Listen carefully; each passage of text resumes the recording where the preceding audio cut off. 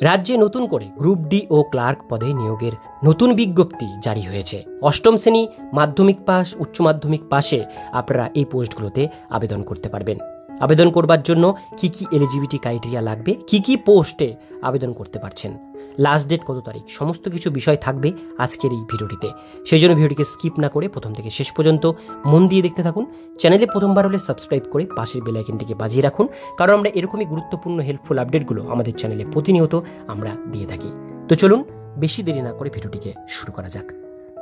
তো বন্ধুরা, অনস্ক্রিনে দেখতেই পাচ্ছেন নোটিফিকেশনটি পাবলিশড হয়েছে অফিস অব দ্য ডিস্ট্রিক্ট জাজ বাঁকুড়া। বাঁকুড়া জেলার ডিস্ট্রিক্ট কোর্ট থেকে এই নোটিফিকেশন পাবলিশড হয়েছে। নোটিশ পাবলিশড হয়েছে 22শে মে 2024 তারিখে।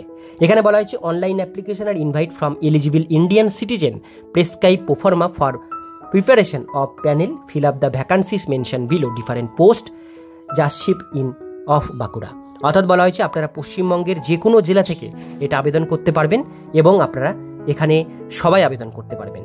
যে কোনো জেলা থেকে ছেলে মেয়ে সবাই আপনারা আবেদন অ্যাপ্লিকেশন করতে পারবেন, ভারতীয় নাগরিক হলেই। আবেদন করবার জন্য এখানে লিঙ্ক মেনশন আছে, দুটো লিঙ্কের মধ্যে যে কোনো একটা লিঙ্কে ক্লিক করে অনলাইন আবেদন করতে পারেন। আবেদন শুরু হয়েছে 24/5/2024 তারিখে, লাস্ট ডেট 24/6/2024, অর্থাৎ এই মাসের 24 তারিখ রাত 12টা পর্যন্ত এই অ্যাপ্লিকেশন ফর্মটি ফিল আপ করতে পারছেন। কী কী পোস্ট, কী কী বিষয় আমরা দেখে নেব। প্রথমেই পোস্টের নাম যেটা উঠে এসছে আপার ডিভিশন ক্লার্ক, টোটাল 9খানা পোস্ট ভ্যাকান্সি আছে। ক্যাটাগরি ওয়াইজ আলাদা আলাদা ভ্যাকান্সি এখানে মেনশন করা আছে। এরপরে লোয়ার ডিভিশন ক্লার্ক 39টি পোস্ট ভ্যাকান্সি আছে, ক্যাটাগরি ওয়াইজ এখানেও আলাদা আলাদা ভ্যাকান্সি লিস্ট মেনশন করা হয়েছে। আপনারা যে ক্যাটাগরি থেকে বিলং করেন সেই ক্যাটাগরি ওয়াইজ সেটা আবেদন করবেন। এরপরে সিল রিলিফ, এখানে 3টে পদের ভ্যাকান্সি আছে, এটাও আলাদা আলাদা ভ্যাকান্সি লিস্ট আছে। প্রসেস সার্ভারে 9টা পোস্টের ভ্যাকান্সি আছে, এখানেও ক্যাটাগরি ওয়াইজ আলাদা আলাদা ভ্যাকান্সি লিস্ট মেনশন আছে। এরপরে নিচে চলে আসবে, এখানে আছে group D peon night guard ফরাস, এখানে 39টি পোস্টের ভ্যাকান্সি আছে, এখানেও ক্যাটাগরি ওয়াইজ আলাদা আলাদা ভ্যাকান্সি ডিটেলস এখানে মেনশন আছে। আপনারা যে ক্যাটাগরি থেকে বিলং করেন সেইটার ভ্যাকান্সিটা দেখে নেবেন কতটা আছে, সেই হিসাবে এটা আবেদন করবেন। এবার আমরা দেখে নেব স্যালারি স্কেল। এখানে আপার ডিভিশন ক্লার্কের জন্য স্যালারি এখানে পে লেভেল 9 অনুসারে 28,900 থেকে 74,500 টাকা। লোয়ার ডিভিশন ক্লার্কের জন্য পে লেভেল 6 অনুসারে 22,700 থেকে 58,500 টাকা। সিল ব্রিফে পে লেভেল 6 অনুসারে 22,700 থেকে 58,500 টাকা।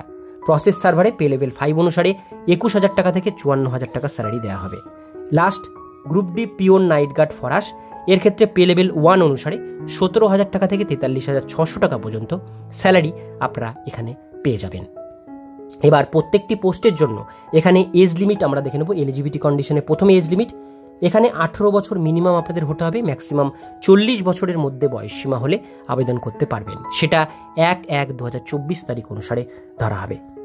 এরপরে যারা যারা এসটি এসসি আছেন তাদের 5 বছর ছাড় আছে, আর যারা যারা ওবিসি ক্যাটাগরি আছেন তারা কিন্তু 3 বছর পর্যন্ত এখানে বয়সের ছাড় পেয়ে যাবেন।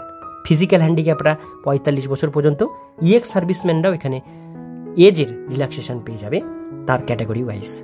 এখানে বলা হয়েছে এসেনশিয়াল কোয়ালিফিকেশান, ক্যান্ডিডেট অ্যাপ্লাইং যারা আপার ডিভিশন ক্লার্কে আবেদন করবেন তাদের গ্র্যাজুয়েশন কমপ্লিট থাকতে হবে এবং সঙ্গে আপনাদের কম্পিউটার জানা থাকতে হবে।